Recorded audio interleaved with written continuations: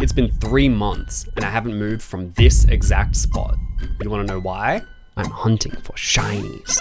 Oh my god, there it is. In Pokemon Heartgold, your odds of encountering a wild shiny are 1 in 8,192. It takes so long!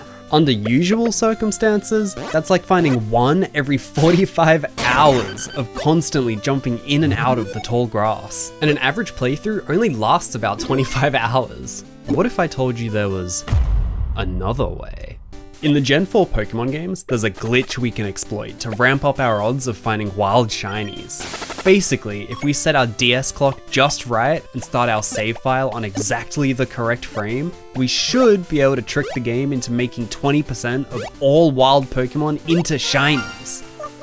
How does it work? I don't know, man. I'm just an artist and it's a lot of math. My brain no number think good. But it also means we can get our hands on another shiny starter. I'm gonna call you Bowl. Shinies, here we come.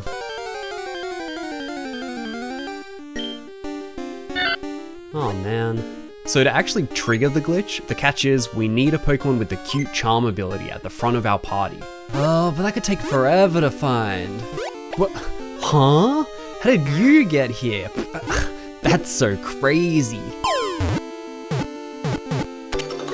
Now let's get out there and find some shinies. We made some really solid progress along Route 29, but ran into some trouble at the end with our new rival right before Cherry Grove City. Your parents named you Pooh Head? Whatever, man. I've got 2 whole shinies. How many have you got, I should have gone back for that Totodile too. The first 2 gyms go down without much hassle, and Crumpet and Bowl both evolve, bringing our shiny total up to... who's counting anyway? Besides, I've got my sights set on something real special.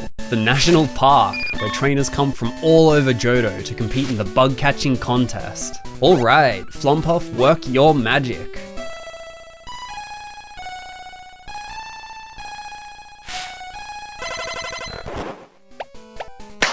That's 1 more for the team. After reaching Ecruteak, we heard a strange noise coming from the burned tower, so you know we just had to go check it out.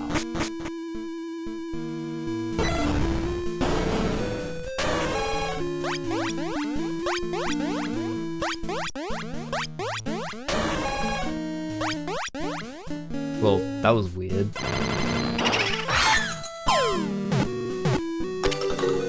After reaching Olivine City, the local gym leader was nowhere to be found. We climbed right up to the top of the nearby lighthouse and... Oh yay, a fetch quest. My favorite. On the bright side, our trip to find medicine for that poor Ampharos led us to our next shiny. Welcome to the gang, my little scallop. That makes our team finally 6 Pokemon strong. With Amphi all healed back up and the lighthouse safe and secure, we took on the final 2 gyms. Jasmine was a cinch, honestly. Crumpet's firepower is starting to get a little intense, I'm not gonna lie. And as for Claire and the Dragon's Den, nothing at all for Skollop's Ice Beam over here. But you know what would make for a real challenge? That's right, the Pokemon League champion.